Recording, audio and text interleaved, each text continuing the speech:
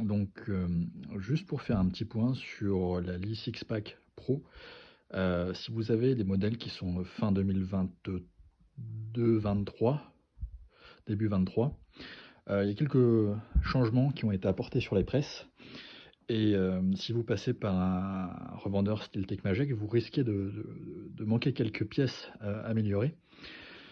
Il y a 2 choses fondamentales. Ça va être donc la tige, d'amorçage qui, sur les nouveaux modèles, va être dorée. Alors, en fait, elle est droite cette tige.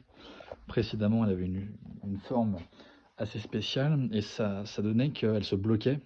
Donc, dans le guide, qu'il soit petit ou grand, on avait des problèmes. Euh, cette platine donc, qui sert à apporter et à surtout faire vibrer les amorces a été elle aussi changée. Vous avez sur le site de Lee sur la partie support des pièces 3D que vous pouvez imprimer avec une imprimante 3D du coup.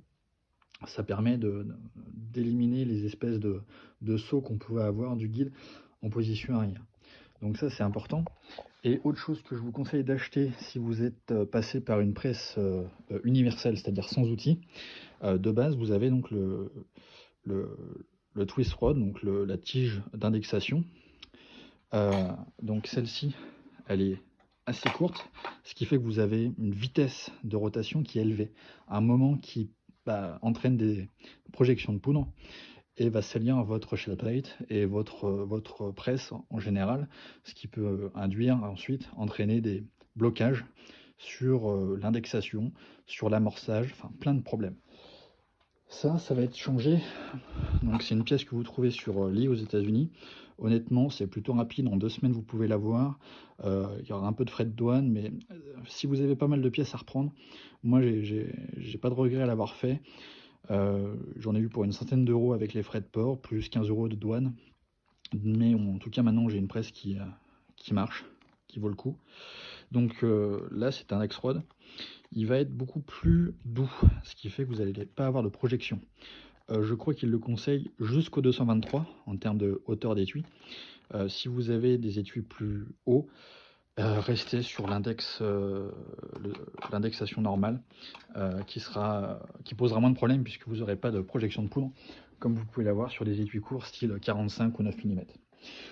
Donc là, pour faire un point rapide, moi sur ma presse, j'ai installé un case feeder un peu maison. Donc lui, il va venir me positionner mes étuis à 99% dans le bon sens. Et ensuite, mon boulet de feeder, lui, quasiment à 100%, on est dans le bon sens, avec une petite fenêtre de visualisation. Donc là, moi, je fais tourner avec donc toujours aiguille de désamorçage. Alors que j'ai, pardon, aiguille de désamorçage que j'ai donc du coup affiné ici pour pouvoir passer sur les étuis militaires, police et certains modèles de Geco qui ont des trous d'évent très fins. Donc j'ai été obligé de le mettre dans une perceuse et rogner sur la matière pour avoir 1,3 mm à peu près, ça passe. 1,2 peut-être. Mais donc maintenant j'ai plus de soucis de tige de désamorçage qui vient se bloquer dans le fond de l'évent et m'entraîne donc le pop de la pine. Donc ça c'est réglé. J'ai ma doseuse de poudre. Alors pour les néophytes des doseuses Lee, évitez de serrer trop votre vis là, puisque vous avez c'est du plastique, vous avez des jointeries, si vous serrez trop, vous n'allez pas avoir une rotation complète et vous allez avoir des problèmes de volume de poudre qui seront jamais identiques, voire des problèmes de blocage complet et ensuite des soucis en termes de consistance. C'est pour ça que moi derrière j'avais mis un powder sensor, donc un capteur de poudre qui, je crois qu'il y a 6 mm de jeu, ce qui est largement suffisant pour savoir si vous avez une demi-charge, ce qui peut se produire avec ce genre de doseuse, mais surtout une absence de poudre, ou une double charge. Donc ça c'est vraiment ce qu'on va chercher à éviter, et celle-ci elle va nous le permettre puisque elle va être activée par l'étui, et voilà, comme dit, 5 ou 6 mm de jeu je crois, donc après ça laisse la possibilité de se régler juste avec une clé 6 pans. Donc ça c'est super.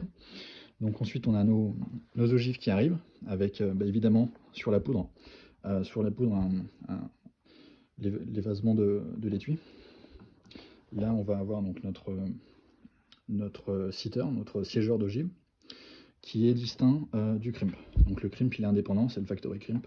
Je tourne tout en lit, franchement j'ai aucun problème avec ces outils là. C'est surtout au niveau des LH, des longueurs hors tout, des lâchetés d'étui, où il faut avoir une consistance, donc c'est-à-dire les trier par marque. Ça je vous le conseille. Mais ensuite, une fois que vous avez fait tout ça, je dois dire que la journée 1 qui a l'envers, mais bon, c'est pas grave. Je dois dire qu'après tout ça, la six-pack, pour le prix, c'est vraiment une bonne presse. Là, j'arrive à n'avoir aucun problème sur des séries de 100-200 cartouches. Donc,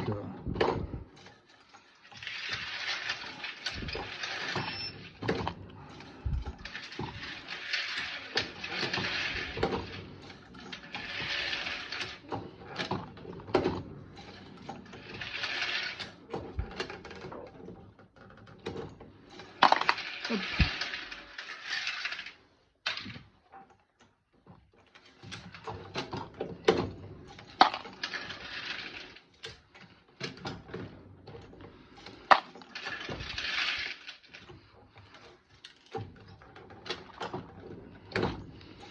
Alors ça c'est normal parce que j'avais arrêté.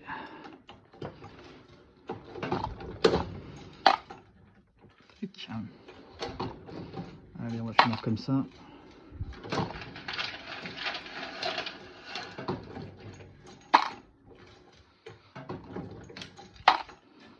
Voilà.